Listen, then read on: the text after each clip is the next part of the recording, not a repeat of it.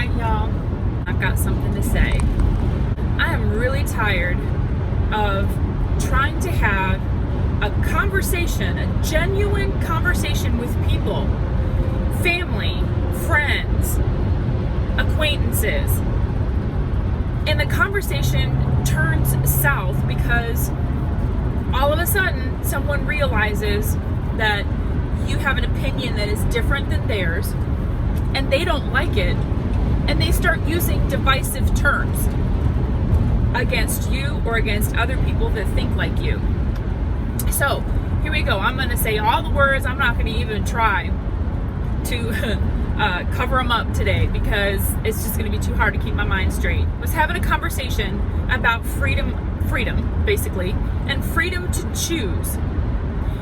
In America, we have the freedom to choose our path in life, to choose how we're going to live, how we're going to worship, what career we want to pursue, if we want to start a business, if we want to get married and have children or not, and how we're going to take care of ourselves and those people that are around us in our families. Last point is very important. Choose how we're going to take care of ourselves. I can choose to smoke. I can choose to drink. I can choose to do drugs. I can choose to eat at fast food restaurants every day. I can choose to be a couch potato, but I can also choose to live off the land, for instance, farm to table. I can choose to try naturopathic, homeopathic care for my body. I can choose meditation, yoga, chiropractic care. I can do things that are more natural than what is normally considered healthcare, as in going to a doctor and taking medication. Okay, that's a choice. If I get cancer, I can choose to have chemo or not.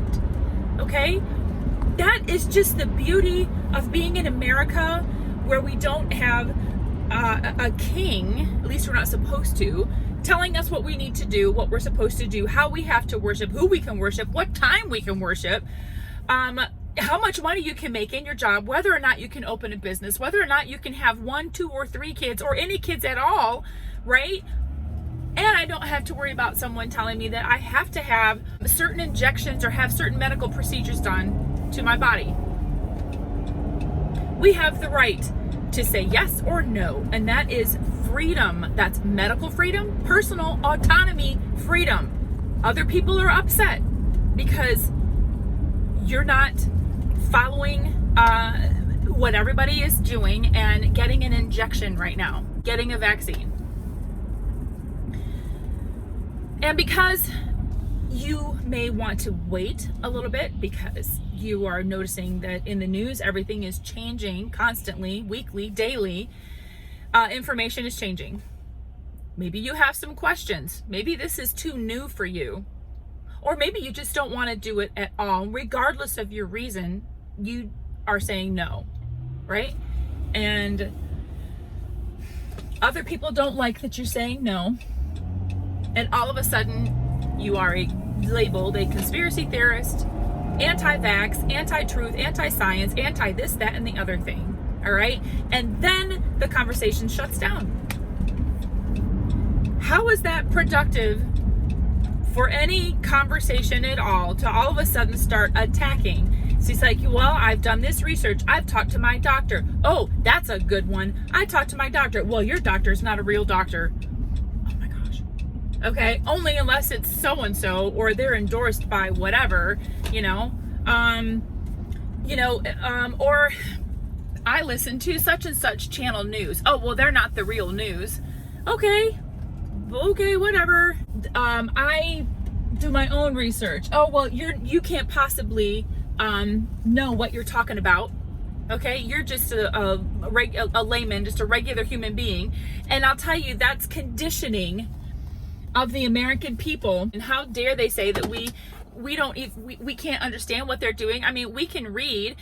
oh my gosh, our founding fathers were made up of regular people. Some were doctors, some were lawyers, some were educated beyond what we would call regular school. You know, they had gone on to college. Some weren't. Some were homeschooled. You know, I mean, some were self-educated, self-taught. And it just kills me that they have conditioned the American people to think that your body won't operate well without medical intervention of vaccines or pills or whatever, that from birth you cannot survive this world if you unless you have all of these vaccines. And they just keep adding more and more and more. Then you want to ask questions, you know, because, hey, I just maybe want to have a question or do things differently. Nope, you got to do it this way. And if you don't, we're going to take your children away from you. You want to homeschool. I want to do things differently. I have the question. I don't like my education system where I live. Nope, you can't. We don't want you to homeschool. You're anti this. You're anti that. And it's impossible to have a conversation with anyone today.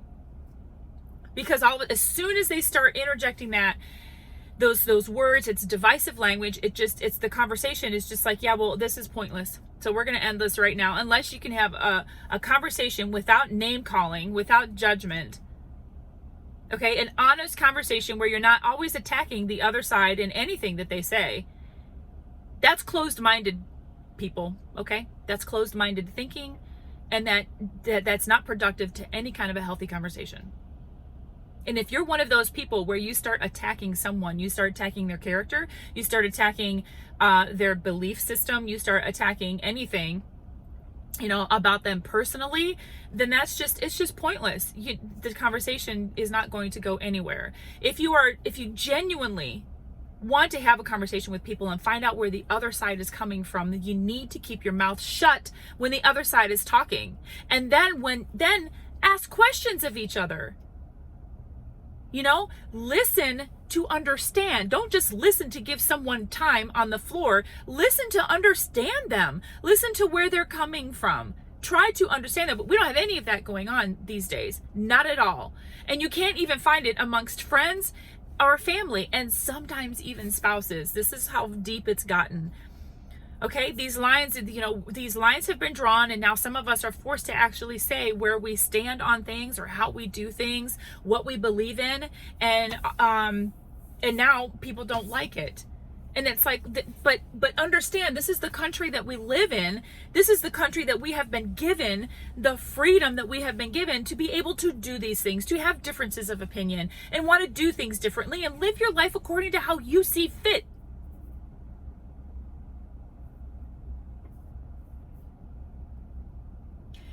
It really hurts my heart, because I am someone that really wants to understand where you are coming from as a person and your thought process, and I want to genuinely get to know you so I can understand your thoughts. And by using language like that, you're not letting another person in. You're not allowing for any of this deep conversation to happen. And I'll tell you what, they debated a long time on the floor of Congress in the halls of Pennsylvania. They debated a long time before they signed the Declaration of Independence. Okay, there was a lot of debate. There were a lot of people that disagreed with each other, but they found common ground and they found unity because they were mature men who believed in a higher purpose. And that's what I wish for Americans and for people, is that we would be mature and that we would all find the common ground, because we believe in the higher purpose, which is one nation under God, indivisible, with liberty and justice for all. That's it. I'm done.